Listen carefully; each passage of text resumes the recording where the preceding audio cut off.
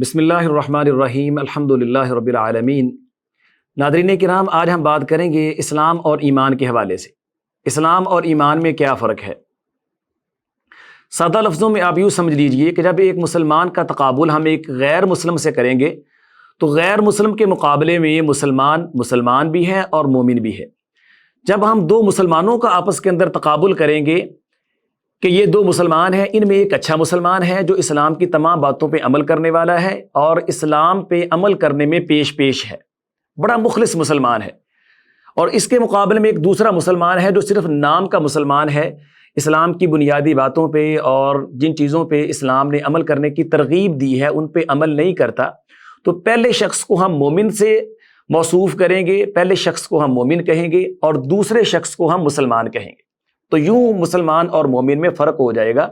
کہ اچھا مسلمان جو دل سے اسلام کو تسلیم کر کے اس کے تقاضوں پہ عمل کرنے والا ہے وہ مسلمان بھی ہے اور مومن بھی، اور جو صرف ظاہری طور پر مسلمان ہے لیکن اسلام کی باتوں پہ عمل نہیں کرنے والا اس کو ہم مسلمان کہیں گے، مومن نہیں کہیں گے۔ یہی فرق اللہ تعالیٰ نے سورۃ الحجرات کی آیت نمبر 14 میں ہمیں بتایا ہے۔ اللہ تعالیٰ فرماتے ہیں کہ بادیہ نشین لوگ یہ کہنے لگے کہ ہم مومن ہیں، تو اللہ تعالیٰ نے فرمایا کہ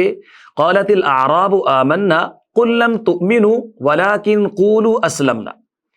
کہ ان لوگوں نے کہا کہ ہم مومن ہیں، ہم ایمان لے آئے۔ اللہ تعالیٰ نے فرمایا کہ تم اپنے آپ کو مومن نہ کہو، ولکن قولوا اسلمنا، لیکن تم یہ کہو کہ ہم مسلمان ہیں، کیونکہ یہ لوگ اوپر سے مسلمان تھے، اسلام کا اظہار کرنے والے تھے، ایمان ان کے دل کے اندر ابھی تک سرایت نہیں کر پایا تھا، اس لیے اللہ تعالیٰ نے ان کو مسلمان قرار دیا ہے، مومن نہیں کہا ہے۔ تو اس سے یہ بات واضح ہو جاتی ہے کہ مسلمان وہ ہے جو کلمہ پڑھتا ہے لیکن پوری طرح اسلام کی باتوں پہ عمل نہیں کرتا، اور مومن وہ ہے جو دل سے بھی اسلام کو مانتا ہے اور اپنے ظاہری اعمال سے بھی اسلام کی تمام باتوں پہ عمل کرتا ہے۔